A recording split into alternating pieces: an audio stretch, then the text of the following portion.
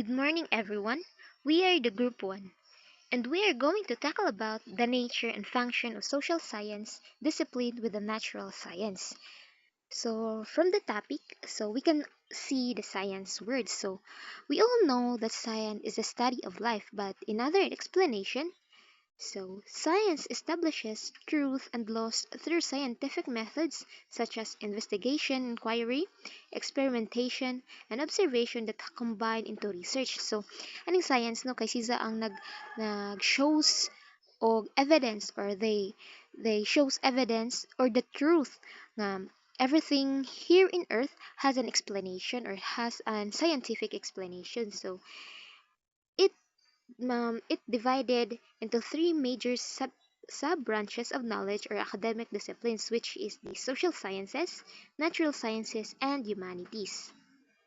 So, social science is an academic discipline and a branch of science that deals with the institution and functioning of human society and with the interpersonal relationships of individuals as a member of society. So, according sa Merriam-Webster, ang social science ay it is how you interact with each other within sa society or anang sisa ang nag it is deals with the institution ba or nang how the human society with the interpersonal relationship kind of of individuals or sila ang daw nag ngan sini nag-observe ba sa society. So it started during the age of enlightenment between the 17th to 19th century. So in this centuries was also known as the age of reason. So there was an extensive growth of social science in the 18th century. Pioneers during that time were Denis Diderot, Jean-Jacques Rousseau, and Auguste Comte, who emphasized social science as a distinct conceptual field and reflected in other specialized encyclopedias. Later on, the discipline was influenced by positivism, focusing on knowledge based on actual positive sense experience and avoiding the negative and metaphysical speculation. It was Auguste Comte who used the first term science sociale, taken from the idea of Charles Fourier, and he also called it social physics.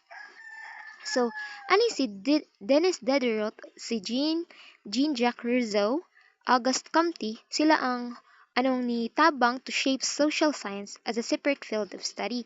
And then, they showed that ang society could be studied scientifically. Kono.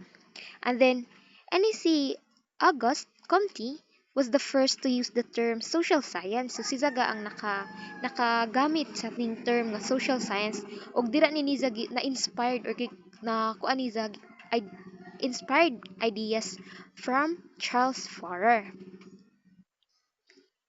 So, amo ning ila picture. So, from the left side, that is Auguste Comte. And then here in the middle is the Jean-Jacques Rousseau. And then from the right side was Charles Fourier.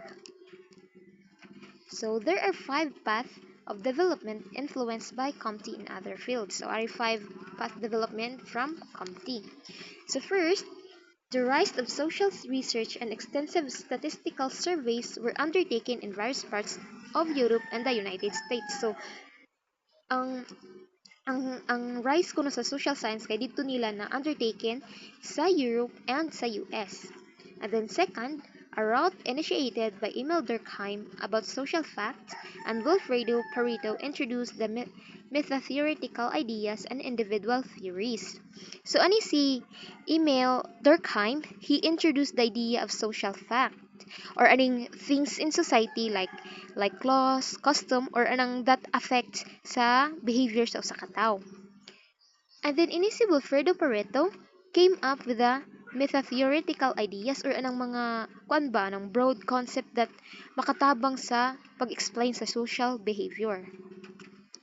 Then third, the rise of methodological dichotomy by Wilfredo Pareto became present, and the social phenomena were identified and understood because of Max Weber. So, ani si Max Weber no kay si nag-explain how social phenomena or anang mga anang like behavior in the society anang could understood through multiple perspective with the combination of different methods of research.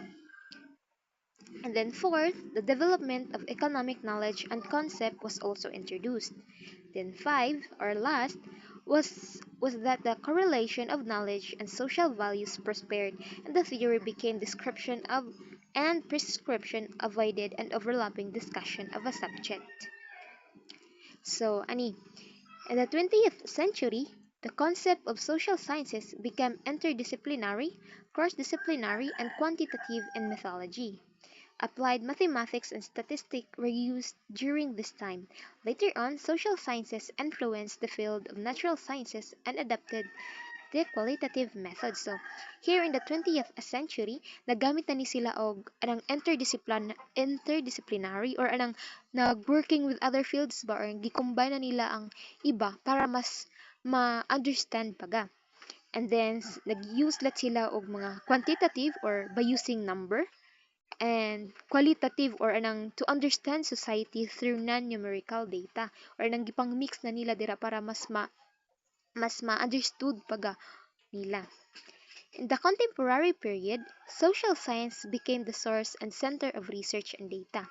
There was an emergence of new theories because of different research methodologies used. Two social scientists were influenced by this, and these were Karl Popper and Talcott Parson. So, aning sa contemporary period, no, ang social science na kay na became the source and center of research and data or anang sila na ang daw known na sila sa nga kuan ba nga amo na ang social science kay nahimo na sa source para sa research data nila. So ini si Karl Popper ug si Talcott Person, sila ang two social scientists nga nitabang pag-shape or who help shape the field with their ideas. Generally, the term social science may refer to the specific sciences of society established by scholars such as Auguste Comte, Emil Durkheim, Karl Marx, and Max Weber. Disciplines outside of noble science and arts recognize this academic discipline and branch of science. So, ani sila no nga mga pioneers or ani kay sila ang nagkuan sa specific or may refer to specific science of society. Silang nag-establish sila mga scholar sa ning sa social science.